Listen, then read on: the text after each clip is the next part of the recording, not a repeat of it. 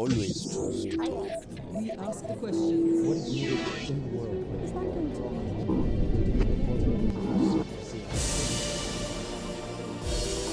Za Al Jazeeru govori general Ben Hodges, dugogodišnji vrhovni zapovjednik američkih snaga u Evropi sa 30 godina dugim stažom u američkoj vojsci. O važnosti Balkana za Nato, vojnoj saradnji sa Srbijom, rastućem ruskom i kineskom utjecaju, sajber napadima i dezinformacijama, o strateškoj važnosti Crnog mora, ali i o podijeljenosti evropskih zemalja u vezi sa Ukrajinom i Turskom. General Ben Hodges, hello and welcome to the Al Jazeera Balkans channel. Now, as we speak, an annual large-scale US-led multinational joint exercise is taking place among NATO and friendly allied militaries across Europe, from the Baltics to the Balkans. In Bosnia and Herzegovina, some 700 US troops are taking part in this exercise. What message is being sent and to whom? Well, of course, Harun, the purpose of these exercises is to improve the readiness of all of our armed forces. It's a training event. It's to improve interoperability between allies and partners. And it's to exercise, in particular, our ability to move around Europe, the logistics required to move, which is such an important part of deterrence. In terms of messages, of course, this is a message to all of our allies and friends that the United States remains committed to security and stability in Europe. But also, of course, to the Kremlin or any other potential adversary that we are prepared to do what's necessary to protect our friends. Now, NATO has been steadily expanding in the Balkans. Bosnia and Herzegovina, Kosovo and Serbia remain outside the alliance. Kosovo is pretty much pro-American, pro-Western, has a huge US base camp Bondsteel. Bosnia is very much divided along its entity lines, with the Republic of Srpska being pro-Russian and the Federation being more pro-American. Serbia wants to stay out of NATO. It's forging closer ties to Peking and to Beijing and to Moscow. How do you make sense of all that? Well, of course, this is a challenging part of Europe, but I think the United States should demonstrate a sustained commitment, strategic commitment to the region, work closely with the European Union to improve opportunities for European integration, Western integration for Serbia, as well as Kosovo and Bosnia. I think that the young people of this region really deserve a future. I mean, your generation and those that are younger than you deserve the opportunity for prosperity, for good health care, and so on. And of course, the Kremlin has zero interest in seeing the various conflicts resolved. I think that the United States should demonstrate sustained interest here, not surf in and out, but a sustained interest of investment, education, and opportunity. Why do you think the Kremlin has malign interests in this part of Europe, in the Balkans? Because the Kremlin does not want to see any nations in its periphery oriented or integrating to the West for a couple of reasons. It's for their strategic interest that there is constant turmoil around its frontier. That's why they occupy 20% of Georgia. They're fighting in Ukraine and their illegal occupation of Crimea. Their support for their intervention in Belarus. And of course, the Black Sea represents their strategic platform for malign influence in the Middle East. So they need for the Balkans to continue to be unsettled in order to prevent the West from really competing effectively in that Black Sea region. We'll come back to the Black Sea later on, but I want to talk to you about the Adriatic Sea. From Moscow's perspective, how important strategically is the Adriatic Sea? And do you think Moscow has ever given up on having a naval presence in the naval sea? We remember back in the 1950s and 60s, the Soviet Union had a naval base in Albania, the Liman Pasha naval base, which was shut down in the mid-60s. Do you think the Russians are still interested in having a naval presence on the Adriatic coast? Well, I think what they're most interested in is making it difficult for countries in the Balkans to become prosperous and to integrate more with the West. I think that the time has passed now when 2 or 3 capitals get to decide the future for all the other nations. The nations of we're talking about, of course, Albania, Montenegro, Croatia, Bosnia. Countries deserve the chance to pick their own future and who they want to work with, trade with, and so on. So no doubt the Kremlin will continue to attempt to undermine democratic processes in all of these countries. This is why I think the United States has got to continue to show strong support, but we have to do a better job of setting a good example of liberal democracy as well. Now, over the past years, the Serbian military has carried out more military exercises with the United States than with Russia. Yet politically, it is very determined to stay out of the alliance. It has been gravitating more towards Moscow and Beijing. How strong is U.S. military cooperation with Serbia, and how important a partner country is Serbia for NATO? So Serbia should be the leader in the region. I mean, from a population and geography and a variety of different categories, Serbia could be the leader in the region if they'd made the decision that they wanted to be a Western-oriented nation that was truly interested in the future of their young people. Instead, they are still hostage to the negative influences of the Russian Orthodox Church, certain old veterans organizations, and older parts of the population whose power comes from clinging to the past versus thinking about the future. I have been to Serbia several times. I have very good friends there, and I do believe that this is not the Serbia. This is a different Serbia today than 20 years ago. There are still many challenges, of course, but I have been impressed by statements I've heard from President Vučić and others, and some of the actions I've seen, that they really do want to focus on the future. It's the problem for them is the external influence from the Kremlin, both direct and through the church and through some of these old veterans organizations that make it politically very difficult for the president.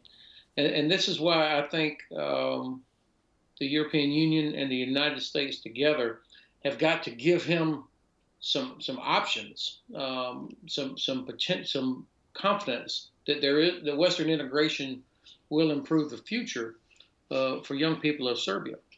But is NATO on the same page with the EU when it comes to the Balkans? Well, that's a good question.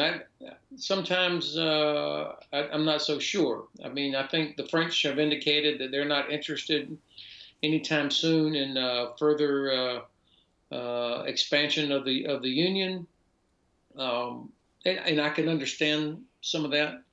But and frankly, I'm not interested so much in Serbian membership in the alliance. I'm frankly, Ukraine and Georgia would be ahead of that in my view. But I am interested in seeing Serbia become a more active, cooperative member of the region. But they're not alone. I mean, other countries in the region have got to share that same interest. But General, does NATO coerce countries to join? I mean, is there a carrot and stick approach? I asked the same question a couple of years ago to a former NATO commander in Sarajevo, and she's told me that it's up to each individual country to join. But are you okay with the fact that NATO controls the entire coast from Kaliningrad all the way across Spain, Italy, to the Syrian coast, and with the exception of, say, Bosnia in the port city of Neum? So would you be okay with the fact if a country such as Russia or China establishes a naval base in the Bosnian port city of Neum? Or will you encourage Bosnia to join the alliance?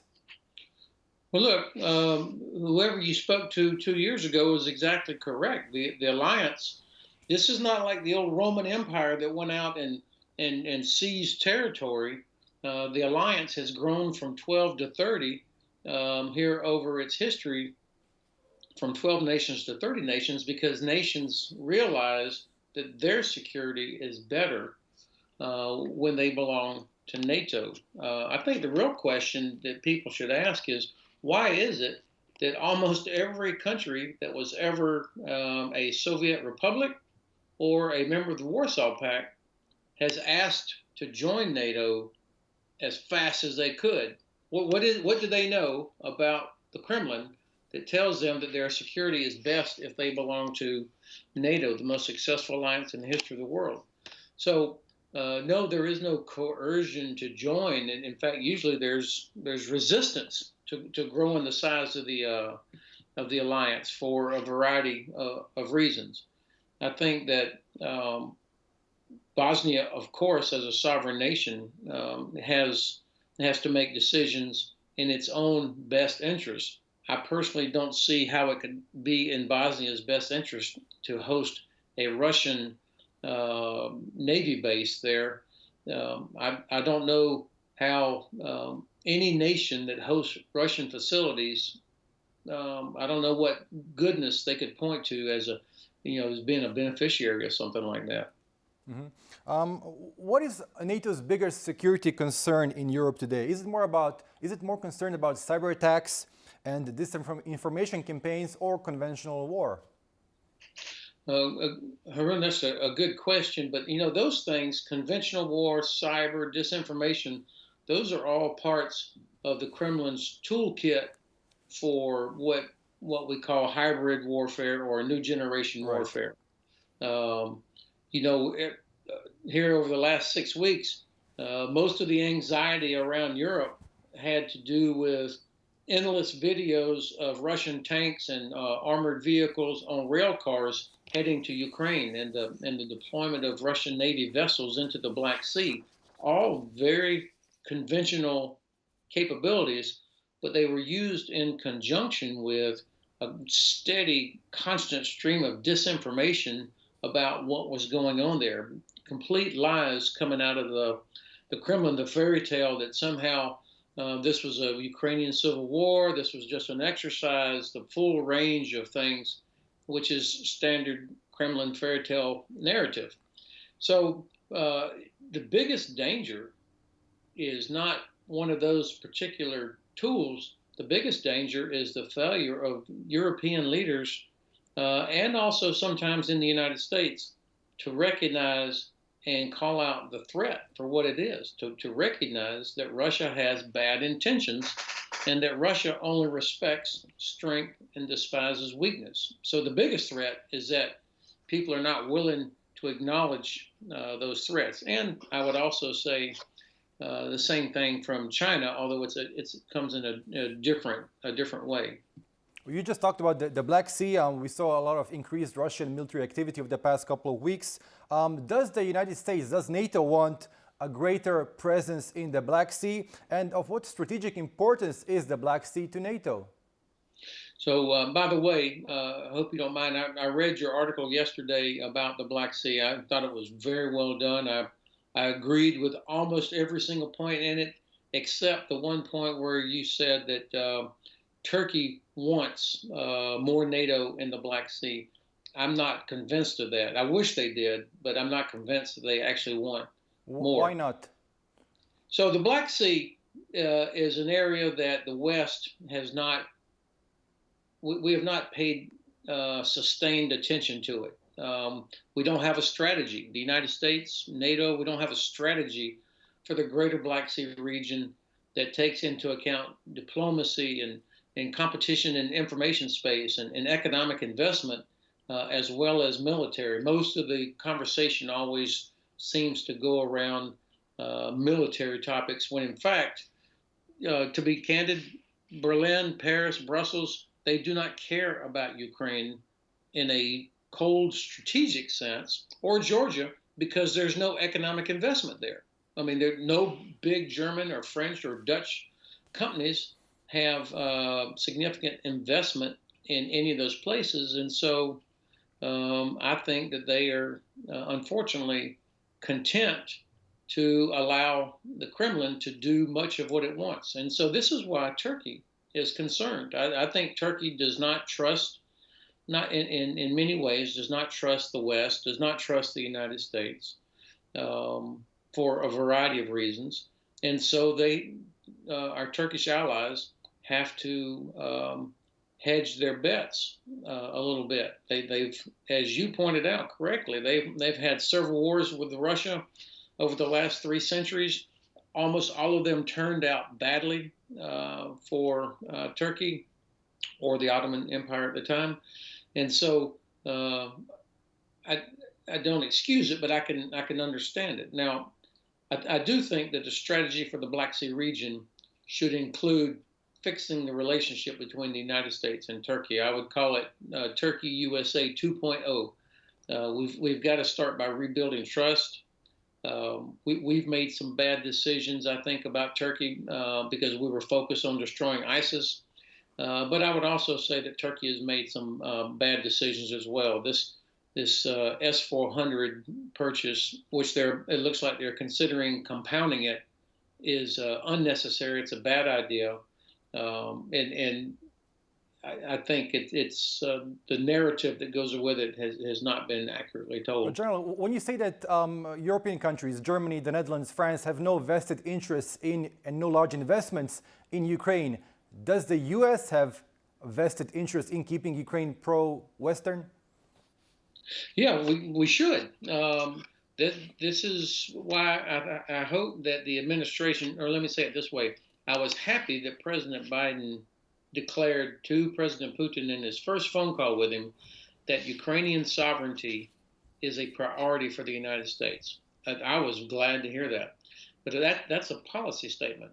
We don't yet have the strategy for the region that would underpin, that would be the foundation for such a policy that would lead to priorities and resources and economic investment as well as diplomatic investment. We have stood by over the last several years for a variety of, I think, bad, unfortunate reasons, and allowed Berlin and Paris to kind of try to sort out what Russia is doing to and in Ukraine, and that has really gone nowhere. I mean, more than 30 Ukrainian soldiers have been killed this year during a so-called ceasefire. What a humiliation for Berlin and Paris. And yet they do nothing about it. And so the United States has got to take a much more active role here. Right, but the EU is by itself very much divided when it comes to Ukraine. Germany opposes Kiev's admission to the alliance. France calls for dialogue with Russia. Ankara supports Kiev's alliance accession into NATO. The US has been oscillating during Donald Trump's administration. This sends a very wrong message to Kiev. And do you think Moscow will allow a neighboring country, Ukraine, to join an alliance and have a lot of NATO troops stationed along its southern border? So you've hit on several really important points, and the biggest thing that comes out of what you just described, Harun, is that the United States does not have a strategy for the region, which then can inform policies for each nation in the region. We haven't made up our mind that this is important and that we're going to compete here. And so without U.S. leadership in the region, each nation does what is they consider to be in their own interest, which is why the French, all the French will say is, we must maintain dialogue. The dialogue has never stopped. But that's an excuse for taking no action. Berlin, I mean, the same thing. The business economic ties between Germany and Russia are significant. They're the biggest trading partners.